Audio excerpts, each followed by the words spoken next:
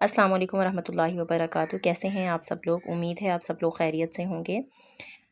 جیسا کہ ہم نے علوم الحدیث کا ٹاپک سٹارٹ کیا اور ہم نے پچھلی ویڈیو میں دیکھا کہ علوم الحدیث جو ہے اس کے ڈیفرنٹ ٹاپکس میں، جیسا کہ حدیث کی تعریف پڑھی، ہم نے سنت اور حدیث میں فرق پڑھا، خبر اور حدیث میں فرق پڑھا، اور ان سب کے بعد اب ہم آئے ہیں علوم الحدیث پہ۔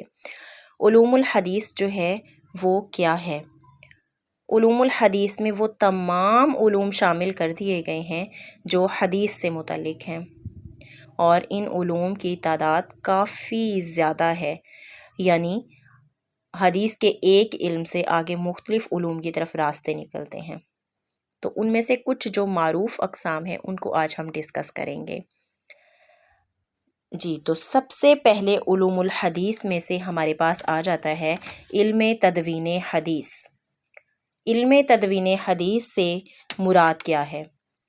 علم تدوین حدیث سے مراد یہ ہے کہ حدیث جو ہیں ان کو اکٹھا کرنا ایک الگ ٹاپک تھا جس کو ہم جمع حدیث کہتے ہیں، یعنی مختلف لوگوں سے سنا اور ان سے حدیث حاصل کی، مگر یہ بکھری ہوئی حالت میں تھیں۔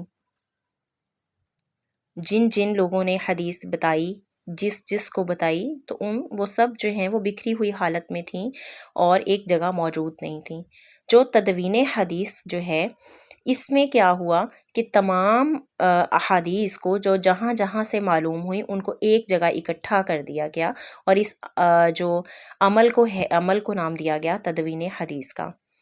اب تدوین حدیث کے بارے میں جو علم ہے اس کو ہم علم تدوین حدیث کہتے ہیں، اور اس میں حدیث کی تدوین کس طرح ہوئی، کس دور میں ہوئی، کن کن صحابہ نے، کن کن تابعین نے، تبع تابعین میں اس میں حصہ لیا، تدوین کن کن ادوار میں کس کس حد تک درست تھی، اور آج تک اس میں تدوین میں کیا کیا تبدیلیاں آئی ہیں۔ تو یہ تمام چیزیں اس علم کا حصہ بنی، علم تدوین حدیث کا۔ اس کے بعد جو دوسری قسم ہے علم کی وہ ہے علم الروایہ۔ علم الروایہ جو ہے اس میں سلسلہ روایت اور ضبط حدیث پر بحث ہوتی ہے، یعنی راویوں کا جو سلسلہ ہے، جن لوگوں نے، جن روات نے اس حدیث کو پہنچایا ہے ایک سے دوسرے تک، اور یہ چین جو چلی، اس کے بارے میں ہر قسم کا جو علم ہے وہ علم روایت میں شامل ہے۔ اور اس کے علاوہ ضبط حدیث، یعنی حدیث کو کس طرح لیا گیا، یعنی کس نے کس سے کیسے کن حالات میں لیا، ٹھیک ہے۔ تو اس میں جو ہے روات کے جو حالات ہیں ان میں سے کن کن چیزوں پہ فوکس کیا جاتا ہے علم روایت میں۔ سب سے پہلے تو جو راوی ہے اس کو معروف الحال ہونا چاہیے۔ ہم آگے پڑھیں گے علم اسماء الرجال، تو اس میں تمام راویوں کے حالات زندگی کے بارے میں بتا دیا گیا ہے۔ تو علم روایت میں ایک تو یہ چیز کہ جو راوی ہیں ان تمام کو معلوم ہونے چاہیے ان کے تمام حالات، اور انہیں معروف الحال ہونا چاہیے۔ اس کے بعد راوی صادق القول ہو، یعنی بات کا سچا ہو، اسے جھوٹ بولنے کی عادت نہ ہو، نہ اس پر جھوٹ کی تہمت ہو اور نہ ہی جھوٹ اس پر ثابت ہو چکا ہو۔ اس کے علاوہ عاقل ہو، یعنی بات کو سمجھنے کی صلاحیت رکھتا ہو، اور اس کا حافظہ بھی اچھا ہو، یعنی ایسا نہ ہو کہ اس نے کسی سے حدیث لی اور آگے پہنچانے تک اس میں رد و بدل ہو گیا اس کے حافظے کی وجہ سے، کہ وہ اس کو یاد نہ رکھ سکا۔ اس کے علاوہ اسے مبالغہ کرنے یا خلاصہ نکال کر بیان کرنے، یا روایت میں کچھ تھوڑا بہت رد و بدل اپنی طرف سے کرنے، یعنی مفہوم وہی بیان کرے مگر الفاظ بدل دے، تو یہ چیزیں جو ہیں ان چیزوں کی بھی اس کو عادت نہ ہو۔ اس کے علاوہ راوی کا اس حدیث سے، اس روایت سے اپنا کوئی تعلق نہیں ہونا چاہیے۔ اس کا کیا مطلب ہے کہ ایسا نہ ہو کہ کوئی کام اس کو خود آن پڑا اور اس کام کے متعلق اس نے خود روایت کر دیا کہ میں نے فلاں سے ایسا سنا کہ آپ صلی اللہ علیہ وسلم نے ایسا فرمایا، ٹھیک ہے۔ تو اس کی زندگی میں ایسے حالات ہوں اور وہ اس طرح کی حدیث بیان کرے تو اس سے قطع نظر کیا جائے گا۔ اس کے بعد دو اوپر نیچے کے جو راوی ہیں ان کا آپس میں ملنا جو ہے وہ معلوم ہونا چاہیے، یعنی ایسا نہ ہو کہ ایک راوی جو اوپر والے تھے وہ وفات پا گئے ہوں اور ان کے بعد نیچے والا راوی پیدا ہو رہا ہو، لیکن روایت ہماری یہ بتا رہی ہو کہ اس نے اس سے حدیث سنی، نیچے والے نے اوپر والے سے حدیث سنی۔ حالانکہ وہ تو اس کے پیدا ہونے سے پہلے وفات پا چکے تھے۔ تو اس طرح سے یہ حدیث جو ہے اس کی روایت میں شک پیدا ہوا۔ تو یہ ساری چیزیں، اس کے علاوہ روایت میں ہم یہ بھی دیکھیں گے کہ روایت میں تمام راوی جو ہیں ان کی کڑیاں آپس میں جڑی ہوئی ہوں، جیسا کہ میں نے ابھی بتایا کہ کوئی پیدا ہوا تو اس کے اوپر والا مر چکا تھا تب تک، یہ ہمیں سن وفات سن پیدائش سے پتہ چلے گا، اور یہ اسماء الرجال کا علم ہے، وہاں سے ہمیں یہ ساری چیزیں مل جائیں گی۔ تو ایسا ہونے کی صورت میں جو روایت ہے وہ ضعیف جو ہے اس میں شمار کی جائے گی اور وہ قبولیت کا درجہ حاصل نہیں کر سکے گی۔ تو اس تمام طرح کا جو روایت سے متعلق علم ہوگا اس کو ہم علم روایت کہتے ہیں۔ آگے جو تمام علوم ہیں جیسے علم کیفیت الروایت، علم النظر فی الاسناد، علم جرح و تعدیل، یہ تمام تقریباً جو ہیں وہ سند سے متعلق ہیں، تو وہ آگے اس کی جو ہیں وہ فروعی معاملات جو ہیں وہ آ جاتے ہیں، اس کی مزید آگے برانچز آ جاتی ہیں، لیکن یہ متعلق روایت کے ہی ہیں، علم روایت کے متعلق ہی ہیں۔ اس کے بعد آ جاتا ہے دوسرا علم درایت۔ اچھا جی، اب علم درایت جو ہے یہ کیا ہے؟ علم درایت سند سے متعلق نہیں ہے بلکہ یہ متن کے متعلق ہے، ٹھیک ہے؟ حدیث کے دو حصے ہوتے ہیں، پہلا حصہ جہاں راویوں کے نام لیے جاتے ہیں وہ سند، اور جہاں راویوں کے نام ختم ہوتے ہیں اور الفاظ حدیث شروع ہوتے ہیں اس کو ہم کہتے ہیں متن۔ تو علم درایت جو ہے یہ متن سے متعلق ہے۔ اچھا جی، اس میں یہ ہے کہ کچھ حدیث وضع کر دیے گئے ہیں محدثین کی طرف سے علم درایت جو ہے اس میں، کہ ہم کس طرح سے جان سکتے ہیں کہ متن جو ہے اس میں کوئی مسئلہ نہیں ہے، متن جو ہے وہ صحت کے لحاظ سے بہتر ہے یا قبول درجے کی اہمیت رکھتا ہے۔ تو اس میں محدثین نے کچھ اصول وضع کیے ہیں، اس میں کچھ اصول جو ہیں وہ میں آپ کو بتاتی ہوں کہ سب سے پہلے روایت جو ہے ایسی نہ ہو، مطلب وہ بات جو حدیث سے ثابت ہو رہی ہے وہ ایسی نہ ہو کہ کسی معتبر اور مستند تاریخی واقعے کے خلاف جا رہی ہو، ٹھیک ہے؟ فار ایگزامپل جنگ بدر میں کیا ہوا اس کے بارے میں 1400 احادیث موجود ہوں اور ایک اور حدیث آ جائے کہ جنگ بدر تو واقعی نہیں ہوئی تھی، تو یہ تو ایک معتبر جو ہے وہ واقعہ تھا جس کے بہت سارے عینی شاہدین موجود تھے جو ہمیں روایت در روایت ہم تک یہ علم پہنچا کہ جنگ بدر ہوئی تھی اور یوں ہوا، لیکن ایک حدیث آ جائے کہ نہیں ایسا تو ہوا ہی نہیں تھا، جنگ بدر تو ہوئی ہی نہیں تھی، تو اس سلسلے کو جو ہے وہ ہم شک کی نگاہ سے دیکھیں گے اس حدیث کو، اور کیونکہ یہ معتبر اور مستند جو تاریخی واقعہ ہے اس کے خلاف جا رہی ہے۔ اس کے علاوہ متن کی جو عبارت ہے وہ ایسی نہ ہو کہ کسی یونیورسل ٹروتھ کے اگینسٹ چلی جائے۔ یونیورسل ٹروتھ یعنی روزمرہ زندگی میں جو کام ہمیشہ ہوتے ہیں اور ہمیں بغیر کسی کے بتائے بھی پتہ چل جاتے ہیں، جیسے کہ صبح کے بعد دوپہر آتی ہے تو کوئی کہے کہ صبح کے بعد دوپہر نہیں بلکہ رات آتی ہے، تو یہ تو ایک یونیورسل ٹروتھ کو ڈینائی کر دیا گیا، تو اس میں یہ مسلمہ حقیقت کے خلاف ہے، ٹھیک ہو گیا۔ اس کے بعد اس میں یہ بھی ہونا چاہیے کہ یہ کسی دوسری مضبوط روایت کے خلاف نہ ہو، ٹھیک ہے؟ جیسے کہ ایک حدیث تھی جس کے راوی ثقہ تھے اور ایک ہمارے پاس نئی روایت آئی جس کے راوی ثقہ تو ہیں مگر دوسرے راویوں کی نسبت ان کی ثقاہت جو ہے وہ کم ہے، ٹھیک ہے؟ تو اس میں ہم کیا کریں گے کہ ہم مضبوط تر جو روایت ہے، پہلی والی جو روایت ہے اس کو مانیں گے، اور دوسری اگر اس کے اگینسٹ جا رہی ہے تو اس کو ہم قبولیت کا درجہ نہیں دیں گے۔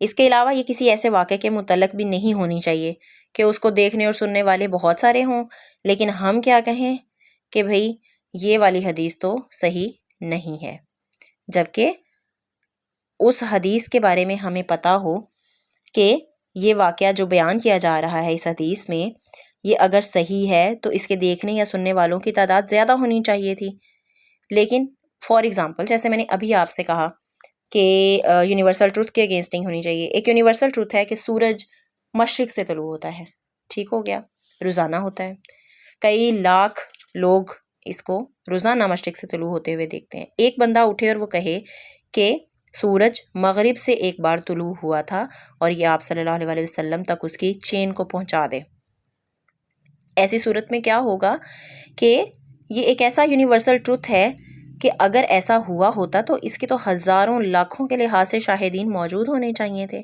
تاریخ میں بھی ہوتے، اور اسلام کی جو احادیث کا علم ہے، احادیث کی جو لڑی ہے اس میں بھی اس کا واقعہ ہوتا، لیکن ایسا نہیں ہے۔ تو یہ ایک یونیورسل ٹروتھ کے اگینسٹ چلا گیا، اور دوسرا یہ کہ یہ واقعہ ایسا ہے کہ ایک بندہ نہ بتاتا، یہ بہت سارے لوگ بتاتے۔ تو اس طرح سے یہ واقعہ ایسی چیز کے متعلق ہونا چاہیے نہ ہو کہ وہ اگر صحیح ہوتی تو کوئی اور بھی بتاتا، لیکن یہ ایک ہی بندے نے بتایا تو یہ پھر زومانی بن جاتا ہے، اور اس کو ہم قبولیت کا درجہ نہیں دیں گے۔ اس کے بعد آ جاتا ہے اگلا علم، وہ ہے علم اسماء الرجال۔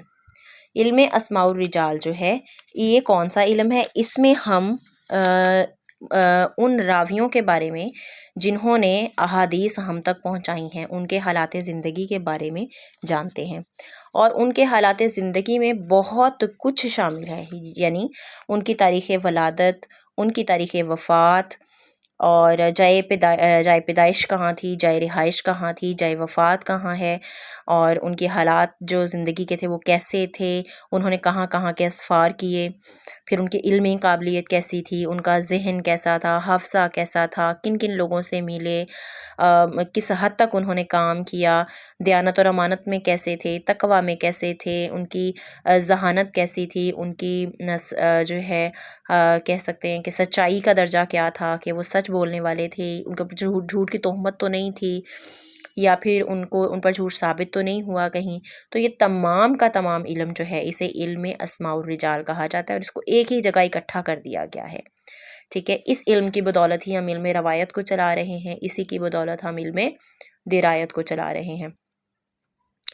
اس کے بعد آ جاتا ہے علم النظر فی الاسناد۔ علم النظر فی الاسناد سے کیا مراد ہے؟ اس میں ہم یہ دیکھتے ہیں کہ جو سند حدیث ہے وہ متصل یعنی جڑی ہوئی ہے، اس میں کوئی راوی مسنگ تو نہیں ہے، جیسا کہ ہم نے ابھی پڑھا علم اسماء الرجال۔ تو علم اسماء الرجال جو ہے اس سے ہمیں یہ بھی معلوم ہو جاتا ہے کہ کون سا جو راوی ہے وہ کب پیدا ہوا، کب اس کی وفات ہوئی، دوسرا راوی کب پیدا ہوا، کب اس کی وفات ہوئی۔ اوپر نیچے کے راوی اگر ان کی وفات اور پیدائش کی جو ہے وہ ملتی اس حد تک نہ ہو کہ وہ ایک دوسرے سے ملنے کا امکان نہ ہو ان کا، یعنی ایک فوت ہو گیا تھا اور اس کے نیچے والا جو ہے وہ ابھی پیدا نہیں ہوا تھا، تو اس کا مطلب ہے کہ کلیئرلی وہ ایک دوسرے سے ملے ہی نہیں ہوں گے، تو وہ ایک دوسرے سے روایت کیسے کر سکتے ہیں، انہوں نے ایک دوسرے سے سن کیسے لیا؟ تو یہاں پہ اس حدیث کی جو صحت ہے وہ مشکوک ہو جائے گی۔ تو علم النظر فی الاسناد میں کیا ہے کہ اب وہاں پہ ہم کہیں گے کہ یہاں پہ درمیان میں کوئی اور راوی ہونا چاہیے تھا کہ جس سے نیچے والے نے سنا اور اس نے اوپر والے سے سنا ہو، تو اس طرح سے ہم کہیں گے کہ ایک بندہ راویوں میں سے یہاں سے مس ہو گیا، تو وہ چین جو راویوں کی پیچھے سے چین چلی آ رہی تھی وہ ٹوٹ گئی۔ اس کے بعد آ جاتا ہے علم کیفیت الروایہ۔ علم کیفیت الروایہ سے کیا مراد ہے؟ اس میں ہم دیکھیں گے کہ جو راوی ہے اس نے جو چیز روایت کی ہے وہ گفتگو اس نے یہ روایت اس نے کیوں کی، ٹھیک ہے، کب کی، اور دوسرا اس سے اس کا اپنا کوئی ذاتی تعلق تو نہیں تھا، جیسے ہم نے پیچھے علم روایت میں بتایا کہ اگر اس کو خود کوئی کام آن پڑا، کوئی کسی چیز میں اس کو فتویٰ چاہیے تھا، تو اس نے حدیث کے متعلق ایک اضافی حدیث جو ہے وہ بتا دی کہ اس بارے میں نے آپ صلی اللہ علیہ وسلم سے یہ سنا تھا، تو اس کا مطلب ہے کہ اس نے اس واقعے سے اس کا اپنا تعلق تھا، اس کے اپنے خاص جذبات بھی شامل تھے، تو یہ چیز جو ہے علم کیفیت الروایہ میں دیکھی جاتی ہے۔ اس کے بعد اگلا علم آ جاتا ہے علم الفاظ الحدیث۔ اس میں کیا کیا جاتا ہے کہ حدیث جو ہے اس کا جو متن ہے اس کے الفاظ کے ساتھ بحث کی جاتی ہے کہ آیا اس طرح کے الفاظ آپ صلی اللہ علیہ وسلم ادا کر سکتے ہیں، یعنی ان الفاظ کو ہم گہرائی سے دیکھیں گے کہ آیا آپ صلی اللہ علیہ وآلہ وسلم کے رتبے کو یہ الفاظ پہنچتے ہیں کہ آپ صلی اللہ علیہ وسلم اس انداز میں کلام کریں یا اس طرح کے الفاظ استعمال کریں، تو یہ بحث کرتی ہے کہ یہ الفاظ آپ صلی اللہ علیہ وسلم کے ہو سکتے ہیں یا نہیں۔ اس کے بعد اگلا علم جو ہے، اگلی شاخ علوم الحدیث کی ہے علم الجرح والتعدیل۔ اب علم الجرح والتعدیل جو ہے یہ بھی اسماء الرجال ہی سے نکلتا ہے۔ علم الجرح والتعدیل، اس میں جرح جو ہے یہ الگ چیز ہے اور تعدیل الگ چیز ہے۔ علم الجرح جرح جو ہے اس کی کا جو لفظی معنی ہے وہ ہے شق، اور اس کا مجازاً اصطلاحی معنی یہ ہے کہ کسی شخص کے رسوا کن عیوب جو ہیں وہ دیکھنا۔ اس میں کیا ہے کہ اسماء الرجال میں جیسے جو راوی ہیں ان کی غلطیاں پکڑی جاتی ہیں تو وہ جرح کے ذریعے سے، ٹھیک ہے۔ تو علم الجرح کیا ہے کہ اسماء الرجال کے بارے میں جرح کی جاتی ہے کہ یہ ان کی یہ عادات بری تھیں اور ان کی بنیاد پہ ہم ان کی حدیث کو مان نہیں سکتے، ٹھیک ہے۔ اور تعدیل کا علم کیا ہے؟ یہ عدل سے مشتق ہے، عین دال لام اس کا مادہ ہے۔ اس کا مطلب ہے کہ کسی کے عادل یعنی ثقہ ہونے کو ظاہر کرتا ہے۔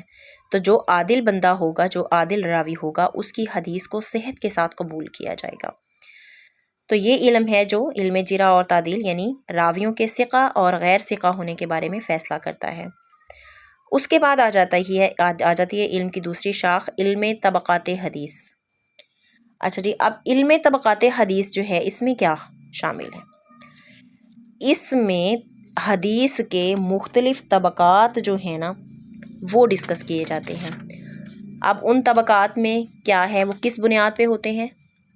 حدیث کی صحت کے اعتبار سے، ٹھیک ہے۔ اور وہ صحت کس بنیاد پہ ہوتی ہے؟ راویوں کی کے ثقہ یا غیر ثقہ ہونے کے اعتبار سے۔ تو راوی ثقہ ہے یا نہیں ہے، اس لحاظ سے حدیث کو صحت کے لحاظ سے ڈیفرنٹ جو ہے وہ اس میں تقسیم کیا جاتا ہے حصوں میں۔ اب حدیث کا جو طبقہ ہے وہ ڈیپینڈ کرتا ہے راوی کے طبقے پہ، ٹھیک ہے۔ تو راوی کس طبقے کا ہے، جیسے اگر صحابی ہے تو صحابہ تو تمام کبار صحابہ تھے۔ اس کے بعد جو دوسرا طبقہ انہوں نے مختلف راویوں کا کیا وہ ہے تابعین، جن میں کبار تابعین یعنی بوڑھے تابعین شامل تھے۔ اب تابعی کون ہے؟ جو صحابی کو